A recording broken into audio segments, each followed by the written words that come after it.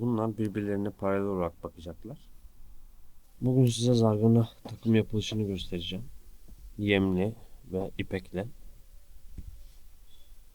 Şimdi öncelikle bir tane atarınıza göre şamandıra, zargana topu diye geçer. Bundan almalısınız, edinmelisiniz. Benimki 20 gram. Siz artık kamışınızın atarına göre 30 gram, 40 gram, 10 gram gibi ölçülerde bulabilirsiniz.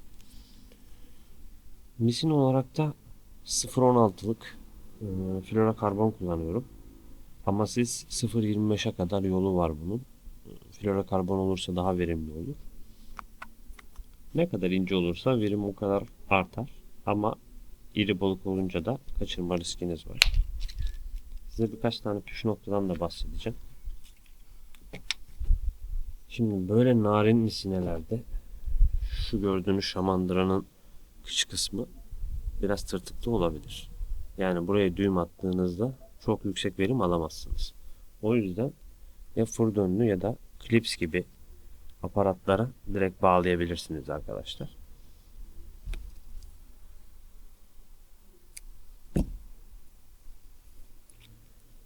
Hemen buna bağlayıp devam ediyorum.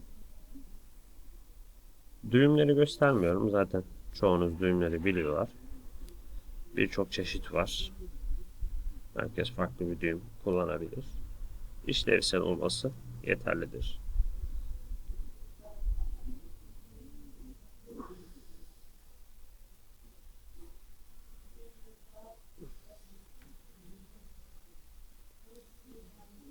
Islatın düğümünüzü mutlaka.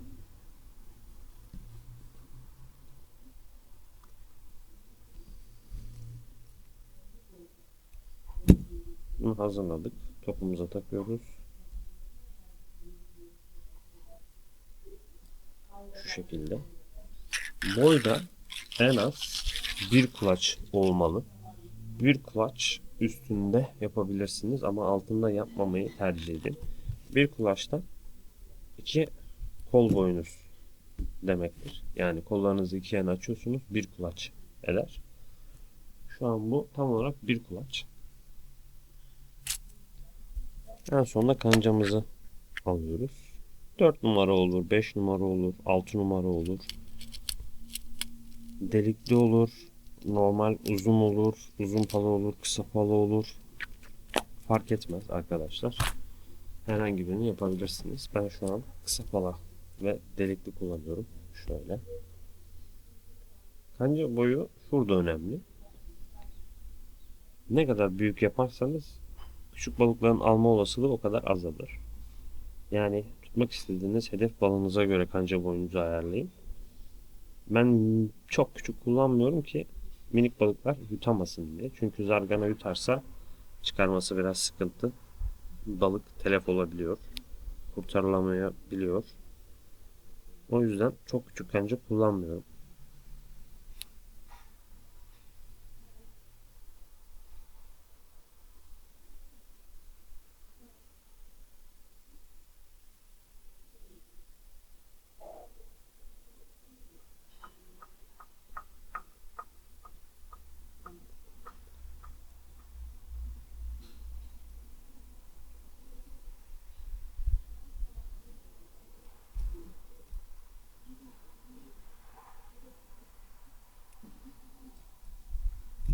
Evet, bu da hazır.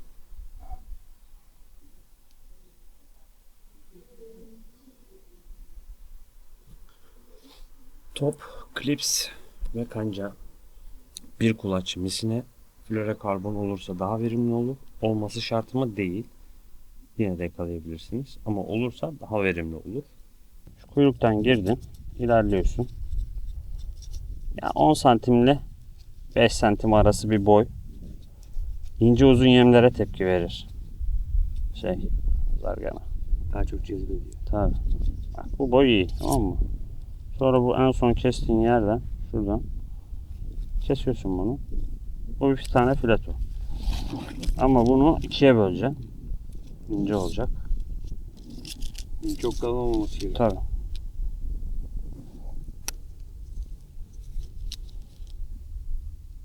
Yani yem mümkün olan en şekilde düzgün olmak zorunda. Yoksa tepki vermez. Yani yamuk yumuk olmayacak. Gördün mü? Sana şunu mu takalım, şunu takalım. Koparması daha zor olur. Tamam. Bak şimdi şu uçtan bir tane gireceksin. Derisi biraz kalındır. Girdin mi? Bunu yürüt. Sonra çevir. Bir kere daha. Sonra ilerlet, çevir. Bir kere daha. Arkası uzun kalacak. Tabii. Şu şekilde iğneyle yürütüp oturtuyorsun. Sistem bu. Bu. Eline sağlık. Bunu at. Çok çekmene gerek yok. Hafiften oynat. Baktın ki arkada takip var, vuruş var, bekle. Yavaş. O onu alsın, sonra çek. Anladım. Tasmalarsın. Eyvallah. Hadi bakalım asker. Hadi bakalım. Şimdi size ipeğin nasıl bağlandığını göstermeye çalışayım. Ben genelde turuncu rengi kullanıyorum.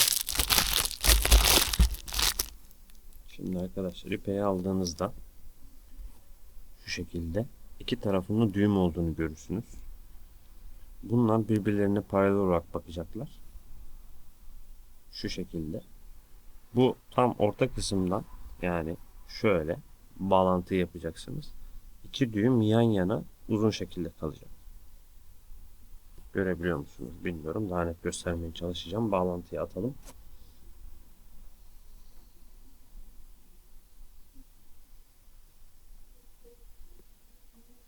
Bunu yine kanca bağlar gibi bağlıyoruz.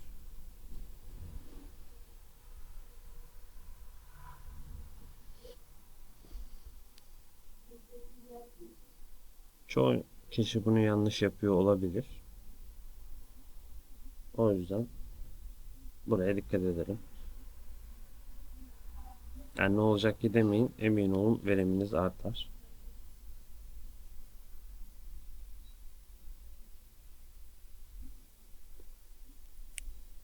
Evet, bunu da bağladık. Yine gövde boyunu bir kulaçtan yüksek yapmalısınız. İpekte de. Dediğim gibi veriminiz artacaktır. Evet, bağladım. Şu şekilde iki düğüm yan yana. Paralel.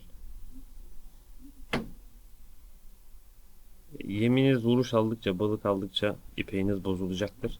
Onu mutlaka düzeltin her seferinde. Düzgün hale getirin. Mümkün olan en düzgün şekilde sokun. Öyle kullanın. Şimdi bu klipsli olduğu için çıkarması da kolay.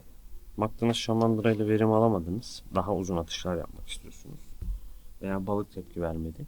Böyle bombardoya bağlayabilirsiniz. Veya farklı bir şeyle bağlayabilirsiniz.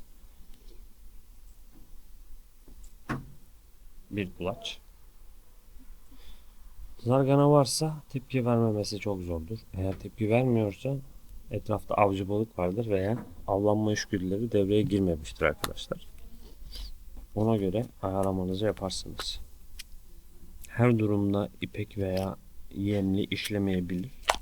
Duruma göre ayak uydurmak zorundasınız. Bazen şartlar farklılık gösterir. Siz de ona göre takımınız veya avlanma şeklinizi değiştirip verim alabilirsiniz. Size yem takılışını da diğer videolardan göstereceğim. İpekle avlandığım noktalardan da birkaç anı göstermeye çalışırım size. Bu daha güzel galiba. Oo, bu bayağı iyi.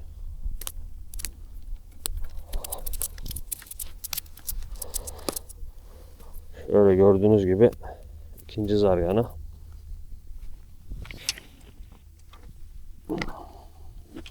Güzel boy. Böyle elimi koyarsam eğer gayet güzel boy. Bu hafta da bu kadar. Hadi bakalım, hepinize rast gelsin. Umarım işinize yarar.